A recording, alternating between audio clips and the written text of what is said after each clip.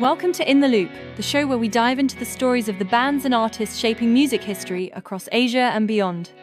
I'm your host, Charlie, and today, we're tracing the shimmering rise of a duo from Taiwan, whose music feels like a memory you haven't made yet.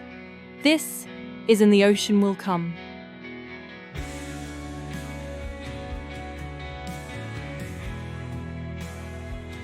This is the story of And the Ocean Will Come, an indie dream pop duo from Taiwan. Kimmy and Eileen never meant to start a band. They were just two students at Yunzhe University.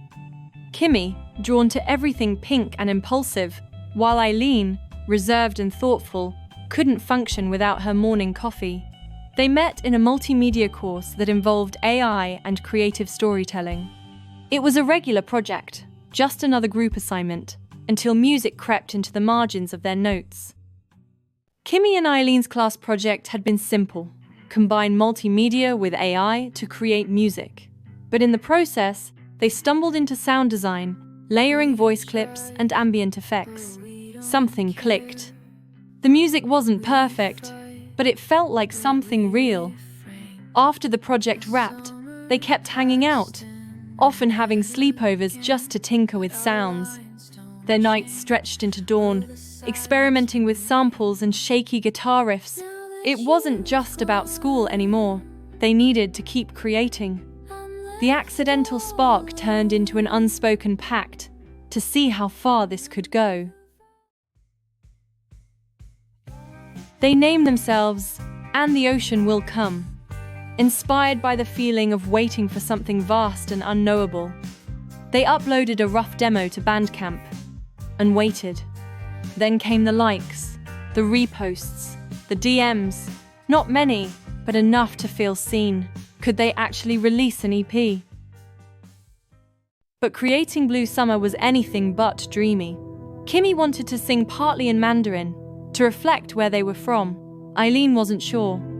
Their sound was already so fragile. Would switching languages lose the magic? Tensions rose, and Kimmy's girlfriend wasn't happy with how close the two bandmates had become. The sessions got harder. Trust started to slip. And yet, somehow, they finished it. Blue Summer was soft, melancholic, and full of questions. It didn't try to be loud. It just wanted to feel honest. And maybe that's why it worked. Reviews called it sincere. Fans said it sounded like their memories. The fight over language faded in the wake of connection. But every release comes with a price. Kimmy ended things with her girlfriend. The band went quiet. Eileen stopped returning messages.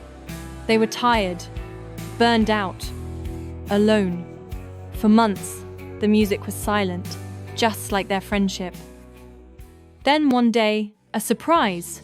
Their song had been used in a short film.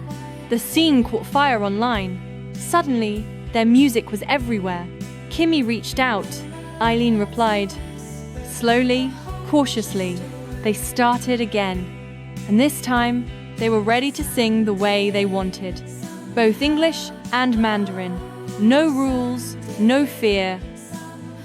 Their next release was different, confident, bilingual, lush and shimmering, like a dream you could almost hold. They weren't just two students anymore, they were artists. And the Ocean Will Come had found their sound and their voice. Kimmy and Eileen found their way back, not just to music, but to each other. And in doing so, they gave something quiet and searching a voice that echoes louder than either of them ever expected. So what's next? Who knows? And the Ocean Will Come doesn't tell us where it's going, but one thing's certain, we'll be listening. Thanks for watching In the Loop. If you enjoyed this story, hit subscribe and join us next time as we follow another band whose sound is rewriting the future. I'm Charlie. Keep dreaming, keep discovering, and remember, and the ocean will come.